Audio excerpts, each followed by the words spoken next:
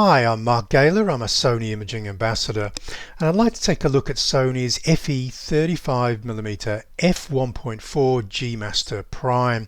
We'll look at some of the techie nerdy details first, and then dive straight in and look at some images that I've been capturing with this 35mm Prime. First off, it has absolutely stunning resolution. So if you're not watching this video in 4K, I would make that switch now as we move on to some of the images that I've been capturing.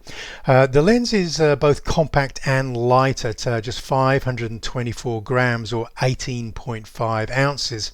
The lens has or uses 11 curved aperture blades for better bokeh, and the lens also features XA elements which suppresses onion ring bokeh. It's a fast focusing lens with XD linear focus motors, which also makes it quiet focusing, and it's built out of a sturdy magnesium alloy construction. Now, this isn't the only 35mm f1.4 lens Sony has in its stable. There is an older Zeiss design lens with the ZA at the end of the f1.4. Now, I'm not too sure whether you've used to looking at MTF charts, but for the day this was a reasonable good set of MTF charts for this lens. The idea is the pairs of lines, both the unbroken and the dotted lines, should be close together for better bokeh, and for sharpness the lines should be close to the top of the graph. Now, we do see a little bit of a curve there as this lens stops down to f8 aperture, but it performs quite well wide open at f1.4. Now, if we compare this with the newer G Master lens, you'll see most of those lines have floated to the top of the graph, which is good news if you like very sharp images. And it's both very sharp wide open and also stopped down to f8, and those pairs of lines are also very close together because the bokeh of this lens is excellent. Now, I've gone through and looked at independent testing of MTF charts. Now, this is Lens Rentals, who don't just test one lens, they test usually 10 lenses to get a series of MTF charts that we can trust because they're not generated by Sony. Now, I've done the legwork for you, and the benchmark for absolute quality at the moment amongst Sony's lenses is the FE135mm f1.8 G Master lens. We'll see that those pairs of lines are very close to the top, and they're also very close together, the broken line and the unbroken line. And as you would expect, we've got great corner sharpness, we've got great bokeh and great sharpness for this lens. So how does the 35mm G Master stack up against the benchmark lens, the 135? And you'd have to say it comes exceptionally close, and those charts are much better than the older Zeiss designed. So not only is this lens smaller, lighter, it's sharper, and it's got better bokeh. So already, what's not to like? And when at the time of launch, it was also cheaper than the Zeiss design lens. So yes, there is a lot to like about this. Now, if we're capturing sort of landscapes or urban landscapes at f8, as you would expect, we've got great corner sharpness, great central sharpness, and pretty much everything in this shot, or I should say everything in this shot, is absolutely pin sharp. And I will post a link to a gallery of full resolution or ultra high definition images in the info section below this movie, so you're not having to take my word for it. Now, if we compare that to maybe Sony's 35mm f1.8, if we're stopped down to f8, we're getting great sharpness from both of those lenses, even though the G Master is slightly sharper. But when we look at corner sharpness, say as in an image like this was captured with the G Master wide open at f1.4, and as you can already see, this is an absolutely stunningly sharp image. But if we then compare it to maybe the f1.8, which I hasten to add is tested as a very sharp lens, if we go straight into the corner with both lenses wide open, you don't need me to tell you which one is pulling maximum resolution and sharpness in the extreme corner wide open. And of course it is that G Master. Just look at the paint splatter in the extreme top left hand corner of this.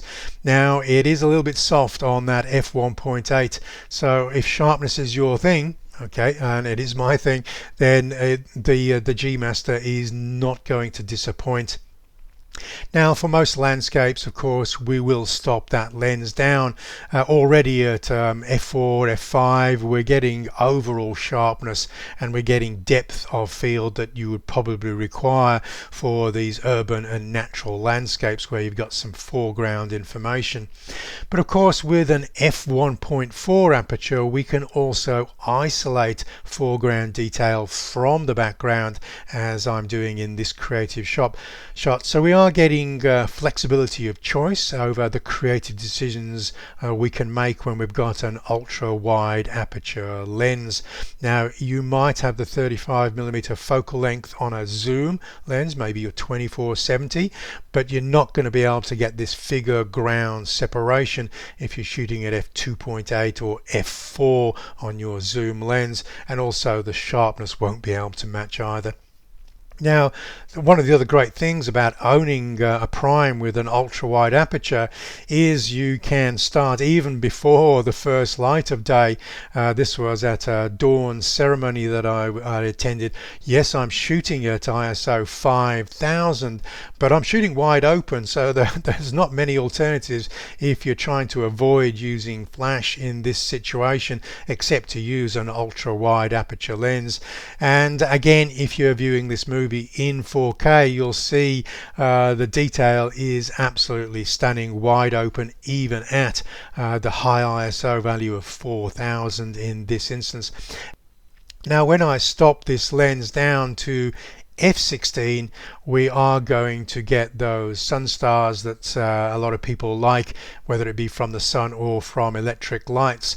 And so we're getting a really quite respectable burst of light from that lamp on top of this bridge. This is a 25-second exposure at ISO 100, and of course the camera is on a tripod. Now if we're wanting to look at sizes, you see on the right there is the 35mm f1.4 G Master. It compares really quite favorably with the 24 G Master and also the 20mm f1.8, all cracking lenses. Obviously the 35mm is getting a little bit heavier than the other two, but I have this mounted on the smallest full frame camera, the Alpha 7C, and already you can see that it's not unduly big or large, and so I'm more than happy to work with it on even the smallest full frame camera. It does have good balance at that 500, just over 500 grams, and that's more than can be said if I compare that to some of the other f1.4 primes out there. In the middle we have the older Zeiss design Sony lens there, which is stacking on a little bit of weight. It's going over that 600 grams mark, and over on the right we've got the 1.4 and 1.2 Sigma lenses, and this really just is way too large for me to be using on a small full frame compact mirrorless camera.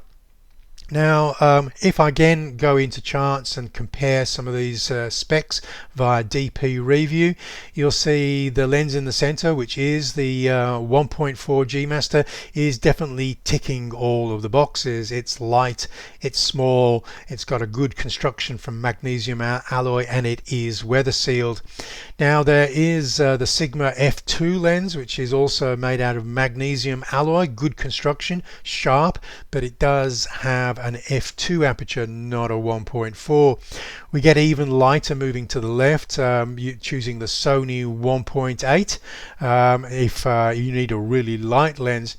If we move over to the right, there isn't much to tick on the right side except to say they're heavy, and the 1.4 is made with a plastic barrel and it's not weather sealed. So As I said, the lens in the middle on this chart is the 1.4 G Master, and it is ticking all of the boxes. Now, this was actually captured with the 85mm 1.4 G Master. And I just wanted to show this first because in my own personal work, that ability to separate the subject from the background so we get rid of distracting elements is really important for the style of work I do. So when I'm looking to use a prime, I'm also looking for a lens that will give me that figure ground separation. Now, the 24mm 1.4 being a wider focal length, it is harder to get that figure ground separation. Here I'm in a park in Japan, and this guy just rocks up to do a small prayer to this statue of Buddha. Now, I'm not getting enough figure ground separation, and I can see that through the viewfinder as I'm shooting. So I need to get a little bit closer. And as I get closer, I've obviously lost the statue of Buddha. I am getting that figure ground separation, which is great. But I'm so close to this guy now, I could actually reach out and touch his arm. Now, when I'm working events like parades or demonstrations, I really don't want to be working that close to get that figure ground separation. So yes, the 24 G Master is a great lens, but for the style of reportage, documentary, street photography that I'm doing, I actually appreciate the slightly longer focal length of that 35mm, so I can just step one or two steps back to get a more comfortable working distance to my subject. This is the 24mm again, and as I step back to get that half or three-quarter length portrait, I am bringing that background in the interior of the shop into sharp focus.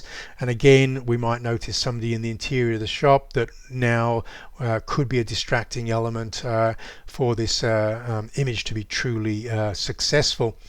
One of the other things I should say about the 24mm focal length, if you are working very close, there is the chance to get optical distortions. If we look at the young woman on the left here, she's got her hand outstretched towards the camera across the table there, and you'll see there's quite a lot of distortion in that forearm there. So I've noticed this again in the viewfinder, and I've asked the woman to bring the hand back into the focal plane alongside the cheek there, so we get rid of that distortion. So you do want to be wary of the ultra wide angle lenses when working with people. Where I felt most happy with the 24mm G Master is actually when I put it on an APS-C camera, and the focal length is equivalent to a 36mm angle of view, but we lose that f1.4 aperture for depth of field, so the aperture now is behaving like an f2.1 aperture. So let's move over to the 35mm, and already you will see the difference. I am getting that half-length portrait, but the background is significantly more out of focus, and we can see the bokeh coming into play. We can still make out a few details in the background, which is good because we've got some police officers on the left side there, and this guy, I only realized after capturing him, was holding a spray can. Now, this was captured in an absolute instant. I saw a guy with an interesting face coming to me. I raised the camera, wide AF area, so the IAF immediately picked up the eyes, grabbed the shot wide open, and only in post-production editing did I notice that I had police officers on the left and a spray can at the bottom of the frame. So again, fast focusing lens really allows you to work street wide open at f1.4. If you're used to working with a spot AF point, when you're working with street at a 1.4, you may want to move to zone or wide, so you get instant focus on the eye. You don't have to wait a second or two while you move a focus spot onto the face. Okay, 35mm again. If we tilt the camera up, we get those converging verticals, but they're not so extreme that they might be if we're using, say, the 20mm or 24mm focal lengths. And again, you can see that I'm working in the rain now, and that weather sealing on the lens is proving very useful. And again, you can see I've got that figure ground separation even on a full length portrait. So I've just hopped off a tram on the right. The young woman is just about to stand up and get on the tram on the left. Again, wide focus area, f1.4. Raise the camera, grab just a second, and I've got the image. And again, pin sharp, and I get that defocus just behind her head so we don't get her lost in the sea of rich detail. You know, too much detail can be a bad thing in these type of street photographs. But as I get closer, half-length portrait, you'll see we start defocusing the background rapidly now with that 35mm f1.4 lens.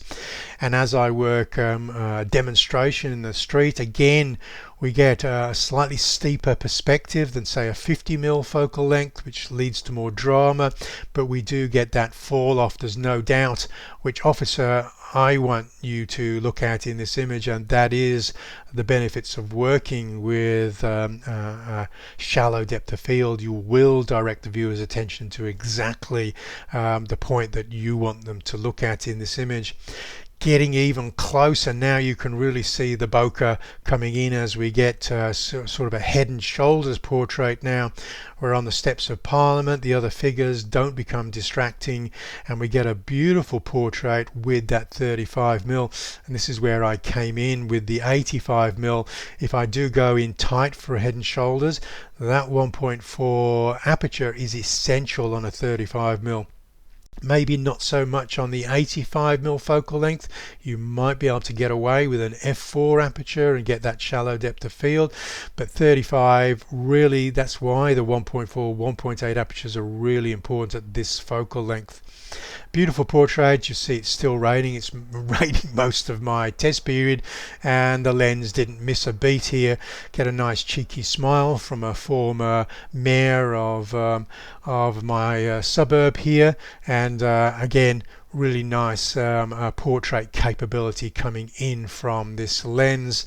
Going back to that demonstration, getting them quite tight now, really good figure ground separation on these images, getting some beautiful character portraits. And the advantage of working a demonstration with the 35 instead of the 85 is I'm surrounded by people. I don't have the opportunity to take 2 or 3 steps back because people will just fill the gap, and then I'll struggle to get these portraits. So great. I like to work these events with both a longer focal length and a wider focal length, and 35mm is my absolute favorite for these. Now, I haven't bothered stopping down. Typically, if you do portraits of 2, 3, 4 people, you really need to stop that aperture down to ensure that you've got everyone sharp. And this, of course, you can get both sets of eyes on the same plane of focus, and then of course you can leave the aperture wide open again, as I have in this particular shot here. Now the shutter speed is a little bit fast. I was actually walking backwards as the demonstration was coming towards me, and I didn't move from my sports action setting 1/2000th of a second to my portrait setting, which would be typically 1/500th of a second. But of course the full frame sensors are very forgiving. The ISO is only risen from 100 to 250, so I'm still well within the comfort zone of the camera now.